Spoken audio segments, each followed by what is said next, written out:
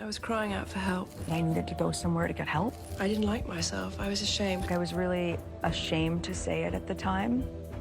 South Park just ended. Prince Harry and Meghan Markle for their cringe humanitarian stunt, and it's pure gold. The royal couple's attempt to look like world saviors just got turned into one of the funniest, most brutal roasts ever. In this South Park-style satire called Lessons in Narcissism from Meghan, the show doesn't hold back. From her overpriced homemade jam to their New York Gala walk, where they received the Humanitarians of the Year award, everything gets shredded by Cartman, Kyle, and Stan's signature sarcasm. I didn't know much about him, and so the only thing that I had asked her when she said she wanted to set us up was, I had one question. I said, what is it? But how do two people who claim they escaped the spotlight keep finding new red carpets to walk on? And can you really call it charity when the cameras arrive before the guests do? Let's dive right into it. I'm sick of hearing about them, but I can't get away from them. They're everywhere, in my face. Look, Kyle, we just kind of don't care about some dumb prince and his stupid wife. It all began with yet another Meghan Markle moment that had everyone talking, and not for the right reasons. This time, it wasn't a podcast, a royal interview, or a tearful documentary. Nope, it was something far simpler, and yet somehow just as dramatic. Meghan decided to show the world her domestic goddess side, posing in her Montecito kitchen while making homemade jam. Yes, the Duchess of Sussex, dressed in a designer top and surrounded by sunlight and marble counters, decided to bless the internet with her version of a relatable moment. But like everything Meghan touches, even this small moment turned into a full-blown production.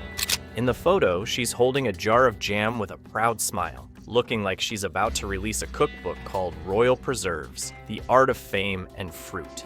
Everything looks perfect. The lighting, the jar, the hair, except for one tiny, hilarious detail. She's holding the canning tongs upside down. Yup, the same woman who runs a mindfulness brand called As Ever, all about attention to detail and intentional living, managed to mess up the most basic part of canning jam. If this were a South Park episode, Kyle would probably sigh and say, she preaches mindfulness but can't even mind her tongs. And Cartman? He'd probably be rolling on the floor laughing, yelling, guess Harry's banned from the kitchen for safety reasons.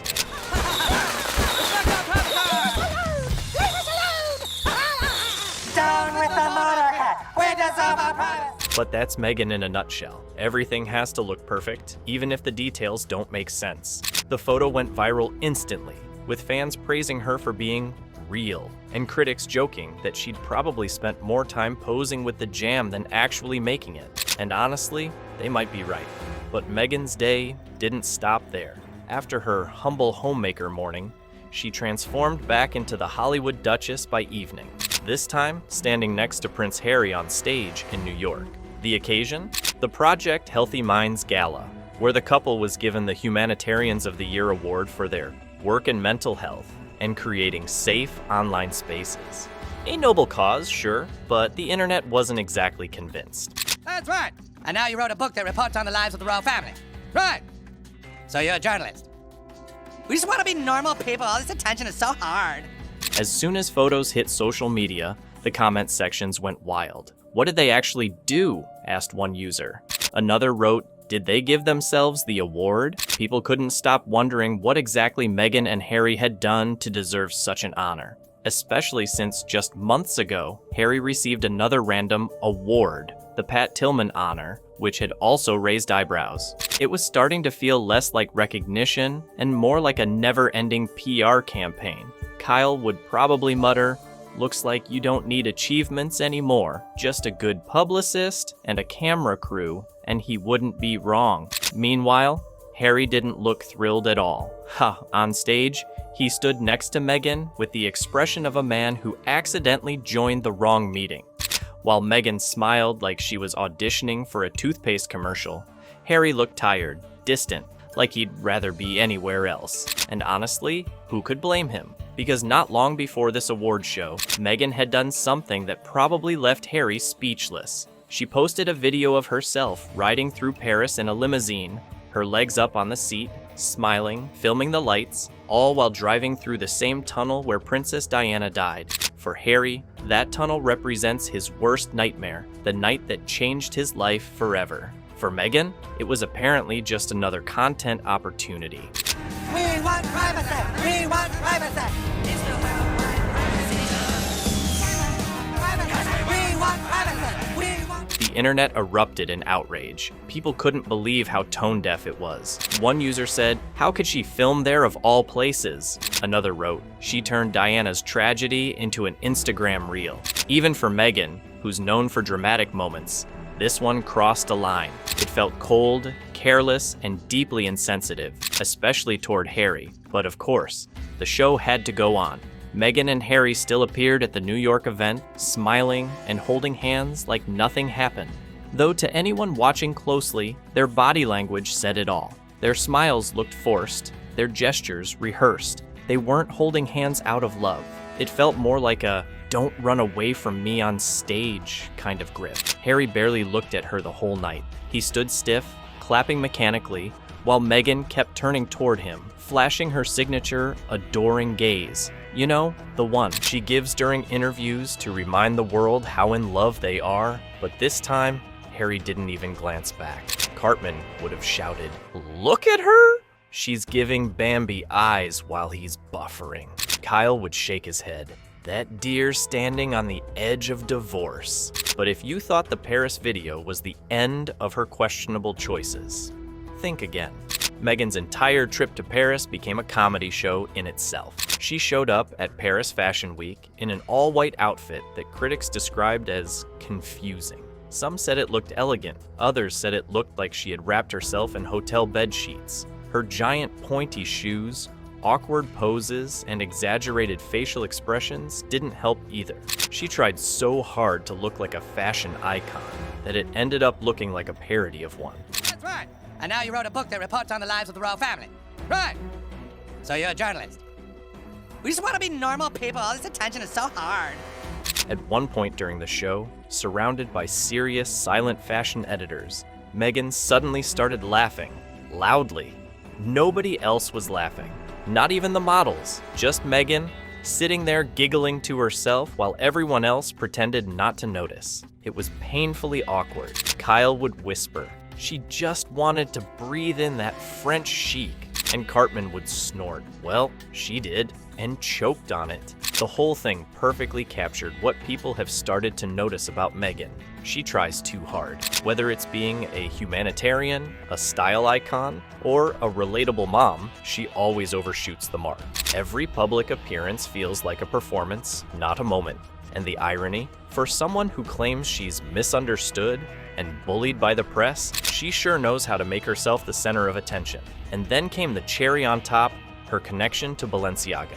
Yes, that Balenciaga, the same brand that faced a massive scandal for its disturbing ad campaign involving children. The same brand that even Kim Kardashian distanced herself from for a while. But there was Meghan, smiling proudly in front of the Balenciaga logo as if nothing ever happened.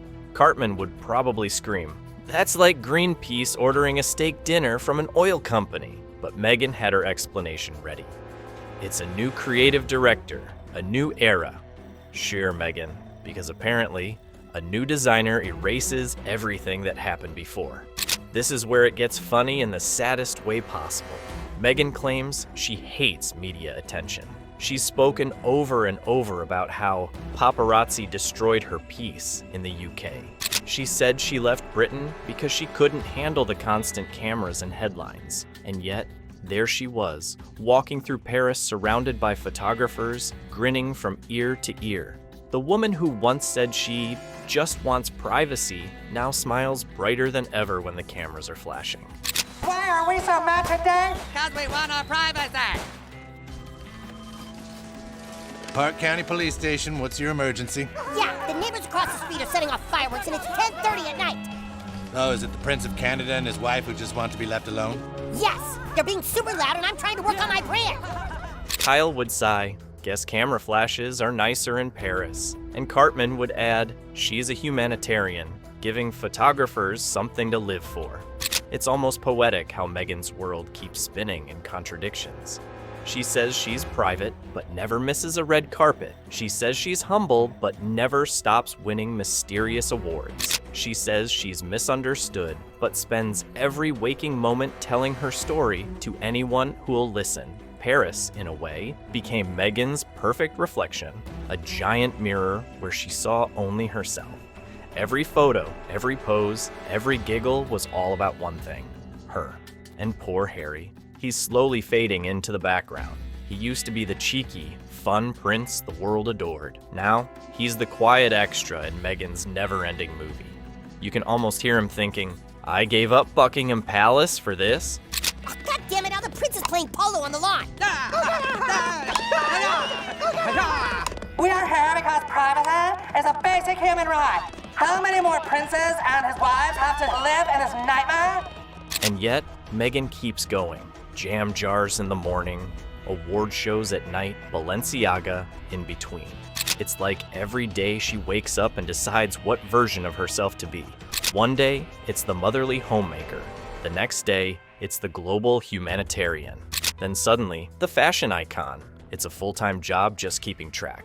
That's why this South Park-style satire hits so hard, because it feels so real. You can practically imagine the episode. Cartman launches a fake brand called Royal Schmear to sell jam made with empathy. Kyle tries to explain what a real humanitarian actually does. Stan rolls his eyes as Meghan dances through a photo shoot, shouting about kindness while posing under ring lights. And Harry, he's just standing there, holding the award, wondering if it's edible, because that's what it's all become, a performance. Every speech, every cause, every photo looks scripted. Nothing feels genuine anymore. It's not about helping others, it's about staying relevant. True, sir, that your questionable wife has her own TV show and hangs out with celebrities and does fashion magazines? What are you suggesting? Well, I just think some people might say that your Instagram-loving wife actually doesn't want her privacy. And the truth is, the audience is catching on. People aren't clapping as loudly as they used to. Even fans who once adored her are starting to ask questions. When every good deed comes with a photo shoot and every award feels bought, it's hard to believe any of it's real. But Meghan doesn't slow down. Every time she faces criticism, she doubles down. They just don't understand me, she says. I'm trying to make a difference. Maybe she believes it, or maybe she just can't stand the idea of fading away. In the end, everything Meghan does, from homemade jam to Paris Fashion Week to humanitarian galas, circles back to one thing: attention. She craves it, she thrives on it, and she'll find it anywhere she can.